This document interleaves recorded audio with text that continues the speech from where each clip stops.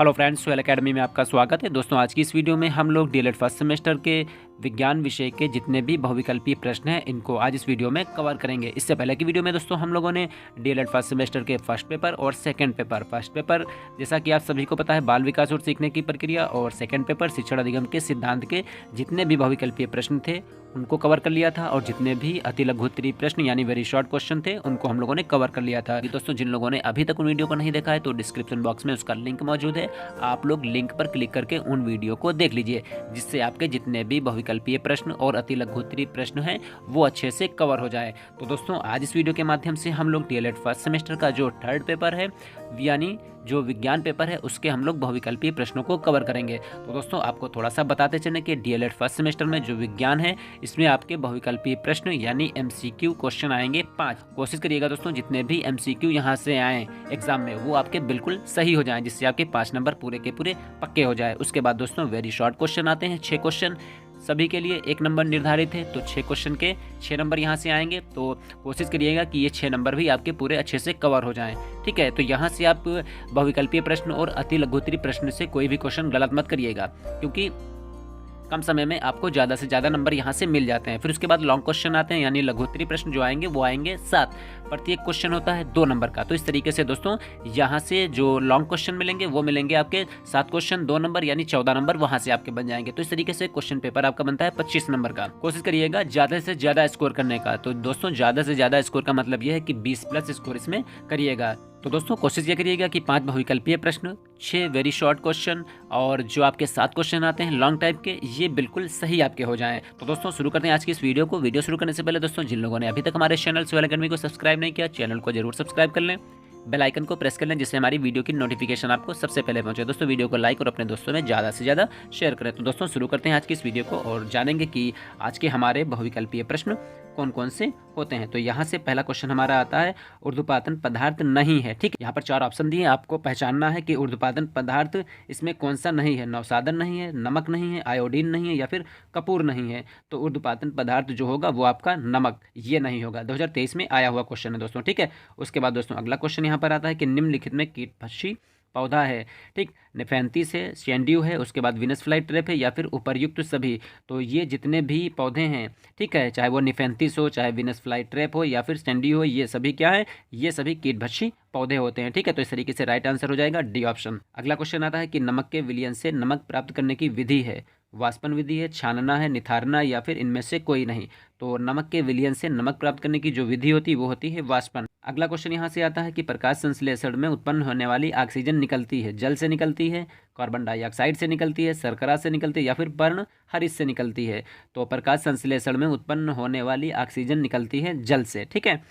अगला क्वेश्चन आता है कि निम्नलिखित में से कौन सी विधि घुलनशील ठोस पदार्थों को द्रव्य से पृथक करती है, यानी द्रव्य से उनको अलग कर देगी, ठीक। तो निथारना, वाष्पीकरण, तलछटीकरण या फिर छानना। तो यहाँ पर जो ये वाष्पीकरण विधि है ये घुलनशील ठोस पदार्थों को द्रव्य से ये अलग कर देती है, ठीक है। अगला क्वेश्चन आता है कि किसी धातु के तल के क्षेत्रफल का मात्रक है। घन मीटर है, मीटर है, वर्ग मीटर है या फिर किलोमीटर है। तो ये हो जाएगा वर्ग मीटर, ठीक। अगला क्वेश्चन यहाँ से आता है कि मछली में श्वास लेने के लिए कौन सा अंग पाया जाता है, ठीक।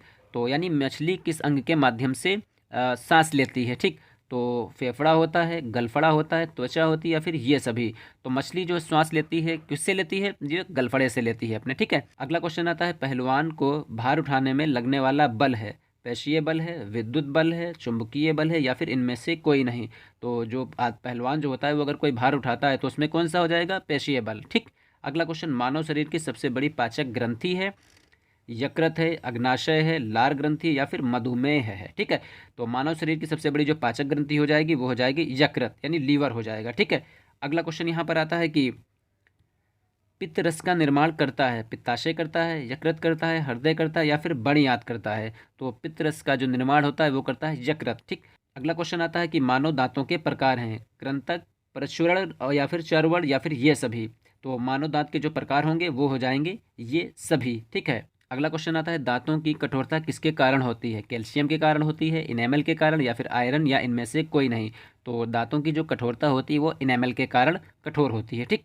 अगला क्वेश्चन आता है कि अग्नाशय की लैंगरहैंस की द्विविकाएँ किसका स्राव करती हैं, ठीक है। तो इंसुलिन का स्राव करती हैं, पित्त रस का करती हैं, अग्नाशयी रस का करती हैं, या इनमें से सभी का। अगला क्वेश्चन आता है कि द्रव्यमान का मानक मात्रक क्या है, कुंटल, किलोग्राम, ग्राम या फिर न्यूटन। तो द्रव्यमान का मानक मात्रक है किलोग्राम, ठीक। अगला क्वेश्चन यहाँ पर आता है कि टाका है जल संचयन की विधि, सिलाई करने की विधि, बांग्लादेश की मुद्रा का नाम या प्रदूषण मापने की विधि। तो यहाँ पे जो टाका होता है ये होता है सिलाई करने की एक विधि होती है। टंका जो होगी वो बांग्लादेश की मुद्रा है, ठीक है। तो यहाँ पर जो टाका है ये है सिलाई करने की विधि, यानी जो सिलाई की जाती है मशीन से वो टाका कहलाती है, ठीक। टचमी नॉट कहते हैं नागफनी को, गुलाब को, छुई मुई को या फिर इनमें से सभी को। तो टचमी नॉट कहते हैं छुई मुई के पौधे को, ठीक। नारियल तथा कमल में कौन सा प्रकीर्णन होता है, वायु का प्रकीर्णन, जल प्रकीर्णन, जंतुओं द्वारा प्रकीर्णन या फिर ये सभी। तो नारियल और कमल में जो प्रकीर्णन होगा वो होता है जल प्रकीर्णन, ठीक है। अगला क्वेश्चन यहाँ पर आता है कि मानव शरीर में पाई जाने वाली पाचक ग्रंथियाँ हैं, यकृत है, अग्नाशय है, लार ग्रंथियाँ या फिर ये सभी। तो मानव शरीर में पाई जाने वाली जो पाचक ग्रंथियाँ हो जाएंगी वो हो जाएंगी ये सभी, ठीक है। अगला क्वेश्चन आता है कि इंसुलिन हार्मोन्स जो अग्नाशय से निकलता है की कमी से रोग होता है, यानी इंसुलिन हार्मोन्स जो अग्नाशय से निकलता है उसकी कमी से मतलब कौन सा रोग होता है, पीलिया रोग होता है, कैंसर होता है, टीबी होता है या फिर मधुमेह होता है। इसकी कमी से मधुमेह रोग हो जाता है, यानी जो डायबिटीज़ होती है वो हो जाती है, ठीक है। अगला लंबाई का मात्रक मीटर, द्रव्यमान का मात्रक किलोग्राम तथा समय का मात्रक सेकंड किस पद्धति से संबंधित हैं ये, ठीक है। यानी बताया जा रहा है कि लंबाई का मात्रक जो मीटर है, द्रव्यमान का मात्रक जो किलोग्राम है और समय का मात्रक जो सेकंड है ये किस पद्धति से संबंधित है, MKS पद्धति से, FPS पद्धति से या फिर CGS पद्धति या फिर इनमें से सभी। तो MKS पद्धति से दोस्तों ये सभी, लंबाई का मात्रक मीटर हो जाएगा, द्रव्यमान का मात्रक किलोग्राम और समय का मात्रक सेकंड हो जाएगा। ध्यान रखिएगा दोस्तों, यहाँ से ये क्वेश्चन वेरी इंपॉर्टेंट यहाँ से है। अगला क्वेश्चन आता है कि फल का पेड़ से गिरना उदाहरण है, चुंबकीय बल का उदाहरण है, घर्षण बल का उदाहरण है, गुरुत्व बल का उदाहरण है या फिर पेशीय बल का उदाहरण है। तो फल का पेड़ से गिरना हो जाएगा ये गुरुत्व बल का उदाहरण है, ठीक है। अगला क्वेश्चन आता है बालू और लोहे की छीलन को पृथक किया जाता है, यानी बालू और लोहे का छीलन अगर आपस में मिक्स हो रहा है तो उसको किस तरीके से अलग करते हैं, ठीक। बीन कर या फिर चुंबकीय पृथक्करण के द्वारा या फिर फटक कर या फिर छान कर। तो दोस्तों लोहे और बालू के छीलन को छान कर अलग किया जाता है। अगला दोस्तों क्वेश्चन यहाँ पर आता है कि पत्ती द्वारा जनन होता है, अजूबा में, बबूल में, केला में या फिर आम में। तो यहाँ पर जो पत्ती के द्वारा जो जनन होगा वो हो जाएगा अजूबा में यहाँ पे, ठीक है। उसके बाद अगला क्वेश्चन, उभयचर जंतु है, मेंढक है, मछली है, चिड़िया है या फिर कुत्ता है। तो उभयचर जो जंतु हो जाएगा वो हो जाएगा यहाँ पे मेंढक। उभयचर वो होते हैं जो जल और स्थल दोनों जगह रहते हैं, उनको क्या कहते हैं, उनको उभयचर कहते हैं। इसमें आपका कछुआ भी आ जाएगा, ठीक है, मेंढक तो है ही है यहाँ से, ठीक। अगला क्वेश्चन दोस्तों यहाँ से आता है कि सुषुप्त पौधा कहा जाता है, ठीक। किसको कहते हैं, जड़ को कहते हैं, बीज को कहते हैं, फूल को कहते हैं या फिर पत्ती को कहते हैं। तो सुषुप्त पौधा होता है बीज को कहते हैं, ठीक। अगला क्वेश्चन, 1 फुट बराबर होता है 26.48 सेंटीमीटर के, 28.48 सेंटीमीटर या फिर 29.48 सेंटीमीटर या फिर 30.48 सेंटीमीटर। तो 1 फुट जो होगा वो हो जाएगा 30.48 सेंटीमीटर के बराबर होता है, ठीक। अंक का गति संबंधी कौन सा नियम क्रिया प्रतिक्रिया का नियम है, प्रथम नियम है, द्वितीय नियम है, तृतीय नियम है या इनमें से कोई नहीं। तो न्यूटन का जो गति संबंधी नियम है यानी जो क्रिया प्रतिक्रिया का नियम है ये तृतीय नियम है न्यूटन का, ठीक है। अगला क्वेश्चन यहाँ पर आता है कि बल की इकाई है, तो बल की इकाई यहाँ पर कौन है, अग्र है, डाइन है, वाट है या फिर कैलोरी है।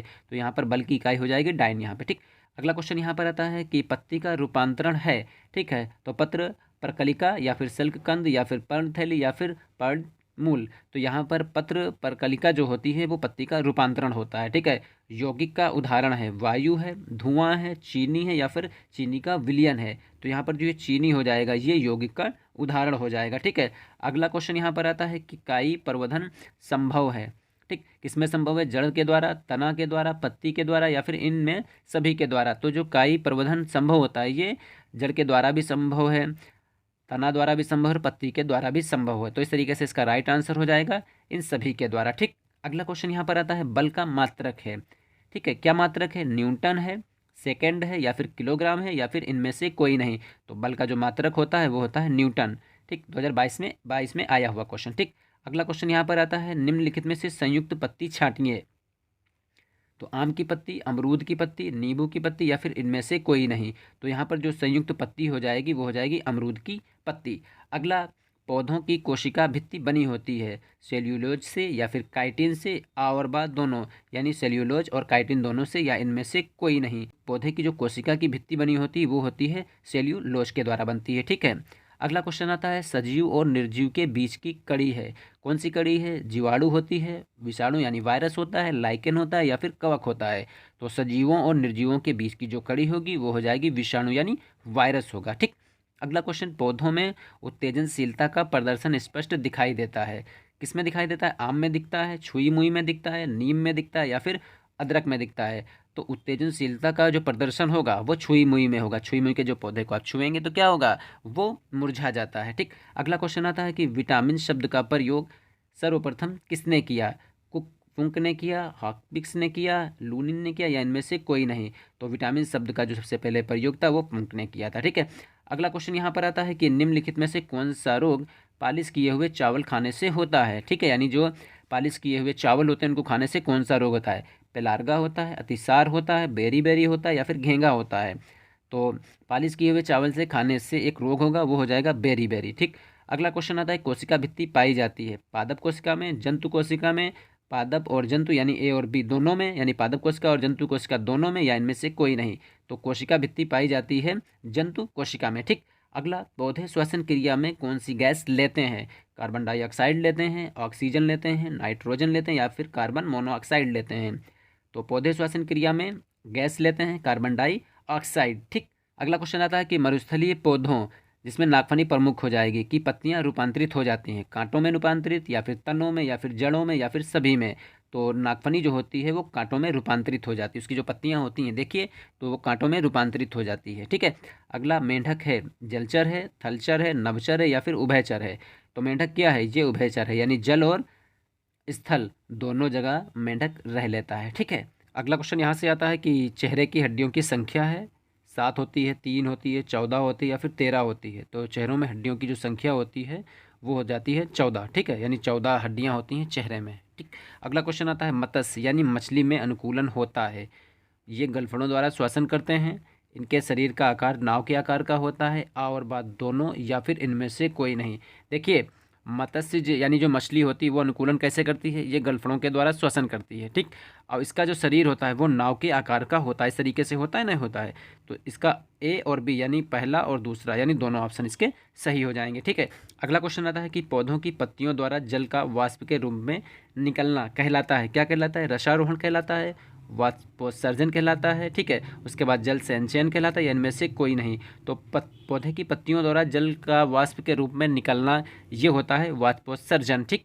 अगला क्वेश्चन यहाँ से आता है कि पत्तियों का रंग हरा होता है। ठीक। तो पत्तियाँ हरी होती हैं तो किस कारण होती है? सेल्यूलोज के कारण, या फिर पर्णहरिम यानी क्लोरोफिल के कारण, या फिर क्लोरोप्लांट के कारण, या फिर ये सभी? तो पत्तियों का रंग जो हरा होगा वो हो जाएगा क्लोरोफिल के कारण। ठीक, यानी पर्णहरिम के कारण। ध्यान रखिएगा, प्रकाश संश्लेषण की क्रिया होती है, पौधों में होती है, जंतुओं में होती है, कवकों में होती है, या फिर विषाणुओं में होती है। ठीक। तो प्रकाश संश्लेषण की जो क्रिया होगी वो हो जाएगी पौधों में। ठीक। और प्रकाश संश्लेषण की क्रिया के द्वारा पौधे क्या करते हैं? अपना भोजन स्वयं बनाते हैं। अगला, प्रकाश संश्लेषण का उत्पाद है, क्या उत्पाद है? मंड यानी स्टार्च, ऑक्सीजन, या फिर ए और बी दोनों, या फिर सूर्य का प्रकाश? तो यहाँ पर जो प्रकाश संश्लेषण का जो उत्पाद हो जाएगा वो हो जाएगा मंड और ऑक्सीजन, यानी ए और बी दोनों हो जाएंगे। ठीक। अगला क्वेश्चन यहाँ पर आता है, मानव श्वसन करता है, यानी मानव श्वास किसके माध्यम से लेता है? नाक के द्वारा, फेफड़ों के द्वारा, गलफड़ों के द्वारा, या फिर ये सभी? तो मानव जो श्वास लेता है, ठीक है, यानी श्वसन जो करता है वो होता है फेफड़ों के द्वारा होता है। ठीक। अगला क्वेश्चन आता है कि जल और खनिज लवणों का संवहन कौन करता है? जाइलम करता है, फ्लोएम करता है, कैम्बियम करता है, या फिर इनमें से कोई नहीं? तो जल और खनिज जो लवण होते हैं उनका संवहन करता है जाइलम, ये ऑप्शन इसका राइट होगा। अगला, भोज्य पदार्थों का संवहन करता है, तो जाइलम होता है, फ्लोएम होता है, कैम्बियम होता है, या फिर ये सभी? तो भोज्य पदार्थों का जो संवहन होगा वो हो जाएगा फ्लोएम। ठीक। अगला क्वेश्चन आता है कि पर्णप्रतान जो कि पत्तियों का रूपांतरण होता है पाया जाता है मटर में, सरसों में, नीम में, या फिर मक्का में? तो पर्णप्रतान जो पत्तियों का रूपांतरण होता है ये मटर में पाया जाता है। अगला, वे पौधे जो मरुस्थल में उगते हैं उनको क्या कहते हैं? जीरोफाइट कहते हैं, एपीफाइट कहते हैं, हाइड्रोफाइट कहते हैं, या फिर इनमें से सभी? तो जो पौधे मरुस्थल में उगते हैं उनको कहते हैं जीरोफाइट। अगला क्वेश्चन यहाँ पर आता है कि कंडरा जोड़ती है। ठीक, कंडरा किसको जोड़ती है? हड्डियों को हड्डियों से जोड़ती है, या फिर पेशियों को पेशियों से जोड़ती है, या फिर तंत्रिका तंत्र को पेशी से जोड़ती है या पेशियों को हड्डी से जोड़ती है। ठीक, तो जो कंडरा होती है ये जोड़ती है पेशियों को हड्डी से। ठीक, हमारे शरीर की सबसे छोटी हड्डी स्टेपिज, फीमर, इनकस या फिर इनमें से कोई नहीं, तो सबसे छोटी हड्डी जो हो जाएगी वो हो जाएगी स्टेपिज। ठीक, अगला क्वेश्चन आता है कि निम्न में से कौन सा रोग विटामिन की कमी से होता है। ठीक है, यानी इनमें से कौन सा रोग विटामिन की कमी से होता है। अपूर्णता रोग, कैंसर या फिर टीबी रोग या फिर इनमें से कोई नहीं। तो जो अपूर्णता रोग होता है वो विटामिन की कमी से होता है। ठीक है, अगला क्वेश्चन होता है 1 गज बराबर होता है 5 फुट के बराबर होता है, 4 फुट के, 3 फुट के या फिर 2 फुट के। तो 1 गज जो होगा वो 3 फुट के बराबर हो जाएगा। ठीक, अगला क्वेश्चन आता है भूमि से जल और खनिज लवणों का अवशोषण करती है और पौधे को भूमि में सीधी रखती है। कौन रखती है? जड़ रखती है या फिर तना या फिर पत्ती या फिर ये सभी। तो जो जड़ होगी वो क्या करेगी? वो जड़ जो होगी वो भूमि से जल और खनिज लवणों को अवशोषण करती है और पौधे को भूमि में स्थिर रखती है। ठीक है, पेड़ को देखिए इस तरीके से क्या होता है, उसके जड़ को अगर देखिए तो क्या होता है, वही भूमि से जल और खनिज लवणों का अवशोषण कर रही होती है और पौधे को भूमि में क्या होती है, सीधा स्थिर रखती है। ठीक है, अगला क्वेश्चन आता है कि जलीय कीटभक्षी पौधा है, ड्रोसेरा है, नेफेंथीज है, यूट्रिकुलोरिया है या फिर ये सभी है। ठीक है, तो यूट्रिकुलोरिया जो होती है ये जलीय कीटभक्षी पौधा है यहाँ पे। ठीक है, अगला क्वेश्चन आता है कि एक बीजपत्री पौधे की विशेषताएं हैं।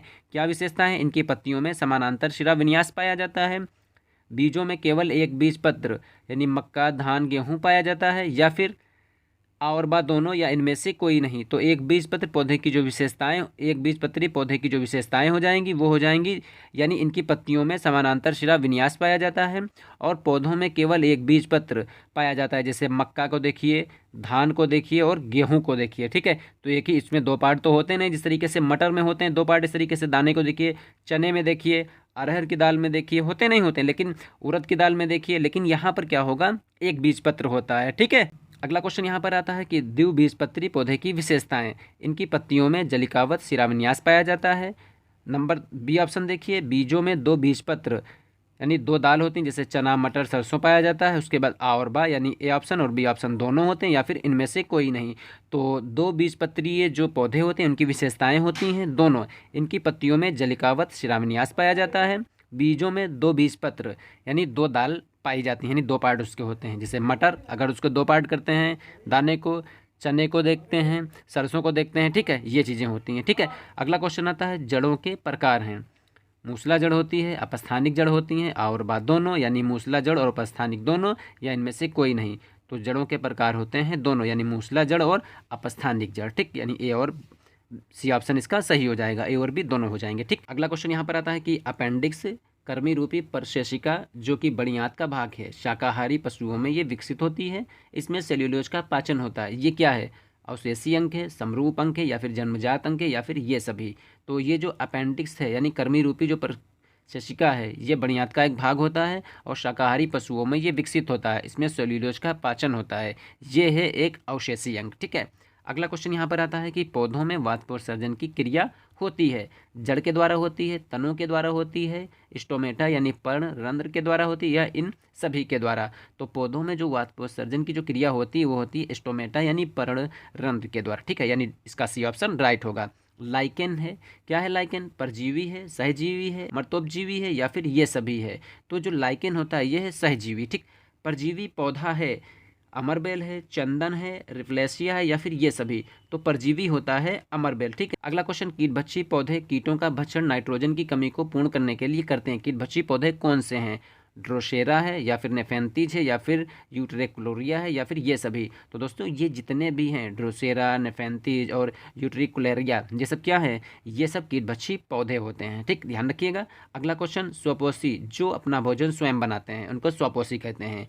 कौन है वो? जंतु हैं, पौधे हैं, कवक हैं, या फिर विषाणु हैं। तो पौधे जो होते हैं स्वपोषी, ये अपना भोजन क्या होता है? स्वयं बनाते हैं। किस रक्त समूह को सर्वग्राही कहते हैं? ठीक, सर्वग्राही यानी सभी से वो रक्त ग्रहण कर लेते हैं। ए और बी होता है, या फिर ए होता है, या फिर बी होता है, या फिर ओ ग्रुप वाले होते हैं। तो ए और बी रक्त समूह जो होता है ये सर्वग्राही होता है। अगला, हमारे शरीर की सबसे बड़ी हड्डी कौन सी? स्टेपिच है, फीमर है, टिपुला है, या फिर टीपिया है। तो सबसे बड़ी जो हड्डी हो जाएगी वो हो जाएगी फीमर, सबसे छोटी हड्डी हो जाएगी स्टेपिच। ठीक, अगला, हमारे शरीर के किन अंगों में लसिका कोशिका बनती है? यकृत में बनती हैं, तिल्ली में बनती हैं, अग्नाशय में बनती हैं, या फिर वक्र में बनती हैं। तो लसिका जो कोशिकाएं होती हैं वो बनती हैं तिल्ली में। ठीक, अगला क्वेश्चन आता है कि वयस्क मानव में हड्डियों की संख्या कितनी होती है? 206 होती है, 207 होती है, 208 होती है या फिर 201 होती है? तो वयस्क मानव में जो हड्डियां हैं वो हो जाएंगी 206। ठीक। अगला क्वेश्चन कि कौन सा जल में घुलनशील विटामिन है? विटामिन ए और बी, विटामिन बी और सी या फिर विटामिन ए डी ई के या फिर इनमें से कोई नहीं? तो जल में जो घुलनशील विटामिन होगा वो हो जाएगा विटामिन बी और विटामिन सी। ठीक। अगला, निम्न में से कौन सा वसा में घुलनशील विटामिन है? तो विटामिन ए डी ई के या फिर विटामिन बी और सी या फिर विटामिन डी और के या फिर इनमें से कोई नहीं?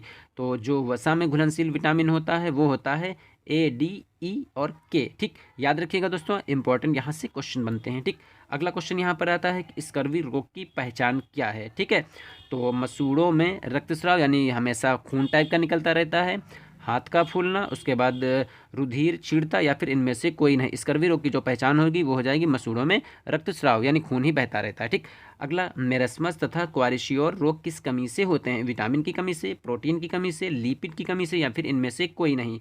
तो मेरस्मस और क्वारशियोर रोग जो होगा वो हो जाएगा प्रोटीन की कमी से। अगला, रक्तदाब मापा जाता है यानी बीपी जो होता है ब्लड प्रेशर, ठीक है ना, किससे मापा जाता है? स्फेरोमीटर से या फिर एमेनोमीटर से या फिर एम्पीमीटर से या फिर स्फिग्नोमीटर से। ठीक है, तो रक्तदाब जो होता है वो मापा जाता है स्फिग्नोमेनोमीटर में। ठीक है। अगला क्वेश्चन, किस रक्त समूह को सर्वदाता कहते हैं? ठीक है, सर्वदाता होता है ए होता है, बी होता है ग्रुप या फिर ए बी होता है या फिर ओ होता है? तो दोस्तों ओ जो होता है ये सर्वदाता होता है। अगला क्वेश्चन आता है कि उपापचय क्रिया कितने प्रकार की होती है? 1 प्रकार की, 2 प्रकार की, 3 प्रकार की या फिर 4 प्रकार की? तो ये होती है 2 प्रकार की।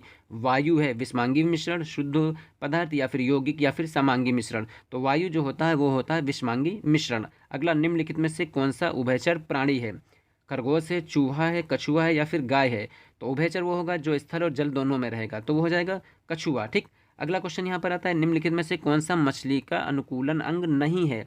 तो धारारेखित शरीर या फिर पंख या फिर गलफड़े या फिर फेफड़ा? तो यहाँ पर जो फेफड़ा होगा ये अनुकूलन अंग इसका नहीं है। बाकी धारारेखित शरीर, उसके जो पंख होते हैं, ठीक है, उसके बाद जो गलफड़े होते हैं ये क्या होते हैं? ये अनुकूलन के अंग होते हैं। एपीकल्चर है, किससे संबंधित है? मधुमक्खी पालन से संबंधित है, रेशम कीट पालन से संबंधित है, दोनों, या फिर मधुमक्खी पालन या फिर रेशम कीट, इन दोनों से संबंधित है या इनमें से कोई नहीं? तो एपीकल्चर का जो संबंध होगा वो हो जाएगा मधुमक्खी पालन से। अगला क्वेश्चन आता है, मानव कपाल में हड्डियों की संख्या है? 11 है, 8 है, 14 है या फिर 7 है? तो मानव कपाल यानी जो सिर होता है मनुष्य का, ठीक है, उसमें हड्डियों की संख्या कितनी है? वो होती है 8। ठीक। अगला क्वेश्चन यहाँ से आता है कि भोजन संचयन के लिए अपस्थानिक जड़ों का रूपांतरण होता है तुर्क रूप में या फिर पर्णस्तंभ के रूप में या फिर कंदगुच्छ में या फिर कुंभी रूप में? ठीक। तो भोजन संचयन के लिए अपस्थानिक जड़ों का जो रूपांतरण हो जाएगा वो हो जाएगा कंदगुच्छ के रूप में। ठीक है। अगला, पत्तियों द्वारा काई परिवर्धन होता है? तो ब्रायोफिल्लम में या फिर वेलिसेनेरिया में या फिर अदरक में या फिर सजेटेरिया में? ठीक है, तो ये जो पत्तियां होती हैं इनके द्वारा काई परिवर्धन होता है, ये होता है ब्रायोफिल्लम में। ठीक। अगला क्वेश्चन दोस्तों यहाँ से आता है कि कोण का मात्रक मोल है, स्टेरेडियन है या फिर एम्पियर है या फिर रेडियन है? तो यहाँ पे कोण का जो मात्रक हो जाएगा वो हो जाएगा रेडियन। अगला, कौन सी घटना गुरुत्व का उदाहरण नहीं है? पेड़ से पत्ते का गिरना, उछाले गए बाल का धरती पर गिरना, समतल का गाड़ी पर ढकेलना या फिर पहाड़ी से पत्थर का टूटकर नीचे की ओर लुढ़कना? तो देखिए, गुरुत्वाकर्षण में क्या होता है, जो भी चीज़ होती है ऊपर की ओर जाती है वो क्या होती है? नीचे की ओर जरूर आती है। तो देखिए, पेड़ से पत्ते गिर रहे हैं तो कहाँ? ऊपर से नीचे गिर रहे हैं। उछाले गए बाल का धरती पर गिरना, गेंद जब आप उछालेंगे तो क्या होगा? वो नीचे फिर आएगी। पहाड़ी से पत्थर का टूटकर नीचे की ओर गिरना, पहाड़ी ऊंची ऊंची होती है इस तरीके से, उसके बाद कहाँ गिरा? नीचे। यहाँ पर देख, समतल पर गाड़ी को ढकेलना, तो ये गुरुत्वाकर्षण का उदाहरण नहीं है। बाकी ये तीनों जो होंगे वो गुरुत्वाकर्षण के उदाहरण हो जाएंगे। अगला क्वेश्चन, चने के बीज में 2 हल्के पीले रंग की संरचनाओं का नाम? इसको बीज चोल कहते हैं, भ्रूण कहते हैं या फिर बीजपत्र कहते हैं या फिर मूलांकुर कहते हैं? तो चने के बीज में 2 हल्के पीले रंग की जो संरचनाएं होती हैं उनको कहते हैं बीजपत्र यहाँ पे। ठीक। अगला क्वेश्चन, मनुष्य के शरीर में पसलियों की संख्या कितने जोड़ी होती है? 12 जोड़ी होती है, 10 होती है, 14 होती है या फिर 20 होती है? तो मनुष्य के शरीर में पसलियों की जो संख्या होगी वो हो जाएगी 12 जोड़ी। अगला, मनुष्य की खोपड़ी में कितनी अस्थियां होती हैं?